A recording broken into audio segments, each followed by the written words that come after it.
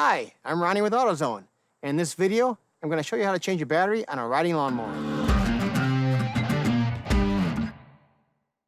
You can't let a dead battery stop your lawn from looking great. Fortunately, replacing a battery is usually simple and easy.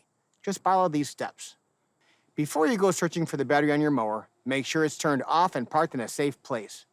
Riding lawnmower batteries are most often under the seat or under the hood.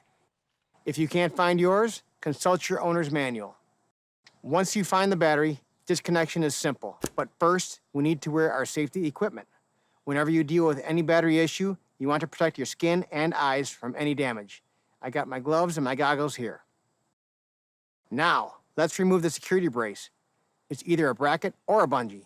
Then, we can get to the battery. Start by disconnecting the negative black cable before moving on to the positive red cable. When removing the positive cable, be sure not to touch it to any metal component. You can take your battery to AutoZone for free testing and charging, or pick up a new battery. While you're there, grab some dielectric grease and a wire brush. Installing the new battery is the same process in reverse. But first, use dielectric grease on your new battery's terminals before installing to prevent corrosion. Now that your terminals are prepped, lower the new or charged battery back into place and connect the wires, starting with the red positive cable and continuing with the black negative cable. After the cables are connected, and after replacing the security brace, reinstall a seat or close the hood. And that's it. After replacing the seat cover, you're ready to mow the best lawn on the block.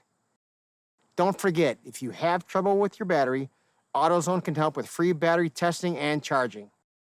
Thank you for watching, and for more tips, be sure to like and subscribe.